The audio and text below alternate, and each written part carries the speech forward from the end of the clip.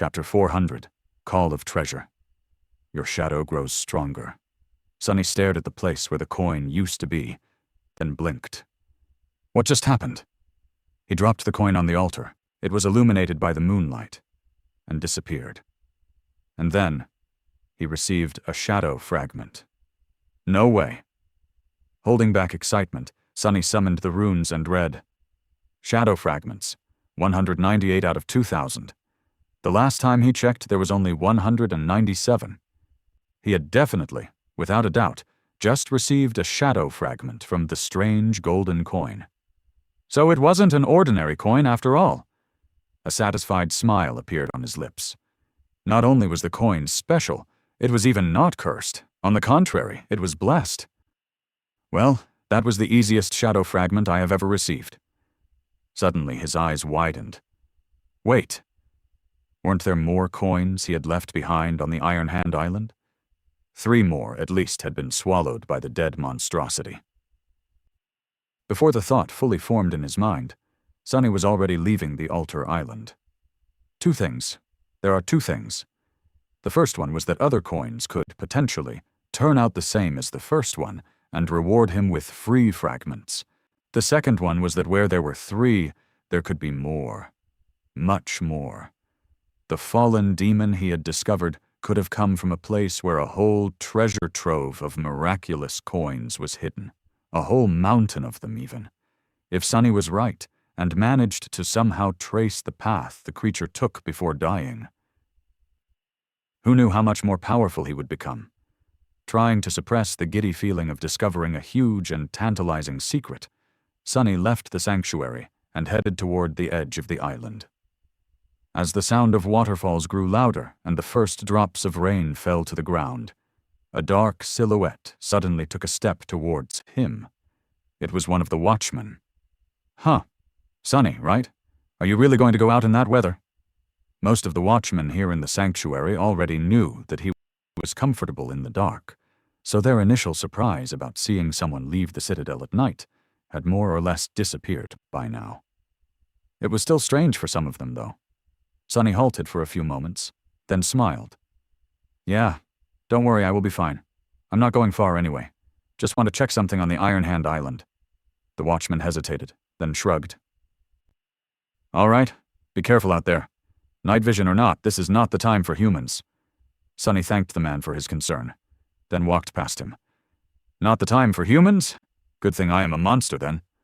Approaching the edge of the sanctuary island, he didn't waste any time and summoned the Dark Wing. Sonny was tempted to simply turn into a shadow and rush toward his goal, but he didn't want to show his powers near the citadel so openly. Patient. Be patient. Since the Dark Wing couldn't really allow him to fly, he glided above the chain for as long as he could, then landed on it and continued forward on foot. By that time, the rain was already falling rather heavily. The iron surface beneath his feet was treacherous and slippery, so Sonny had to be careful and watch his step lest he plummeted down into the sky below. He shivered, trying to think of a more terrible fate.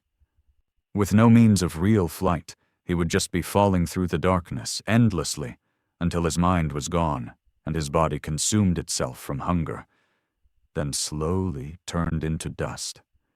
People on the chained isles loved to tell horrible stories about unfortunate souls who fell into the below, and Sonny could easily understand their fear. For that reason, he was very careful not to slip. Only fools fall down, knowing what waits for them below. I would never. As if to answer his thought, a gust of wind suddenly crashed into him from the side, and a distant bolt of lightning illuminated the sky. To hell with this! Not wishing to tempt fate, Sonny dove into the shadows and continued his journey as one of them. Soon, he arrived on the Iron Hand Island. The severed arm of the unknown metal giant was still there, making Sonny wonder once again what force could have torn it off the creature's body. Judging by the size of that thing, the owner of the arm must have been of monstrous proportions itself. Not really on the same scale as the walking colossus of the Forgotten Shore, but still undeniably gigantic. The remains of the winged demon that had swallowed the mysterious coins were there too. However, they did not look the same. By now, only the bones of the fearsome abomination remained, all its flesh long devoured by the gluttonous scavengers of the nightmare world. The grass around the carcass was now higher, too, and had changed its color from the usual green to bright red. The grass looked satiated. Sunny grimaced.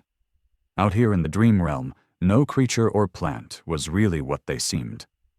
Otherwise, the thick forest on the island where he had battled the pack of fallen wolves would have been long ago destroyed by the crushing. Even the most innocent things were twisted, corrupted, and predatory. Without sufficient caution, even a blade of grass could be deadly. But he wanted those coins. Approaching the wide patch of blood-red grass, Sunny hesitated for a bit, and then took a step forward. He felt the ground moving slightly beneath him, the rustling of the raindrops changing tone as they fell on the grass. With a deep frown, Sunny summoned the moonlight shard and circulated his essence, sending it flowing furiously through the coils of the soul serpent. He also collected both his shadows and wrapped them around his body. The grass swayed slightly, and then grew still. A subtle smile appeared on Sunny's lips. Indeed, everything in the dream realm was dangerous and deadly, including humans.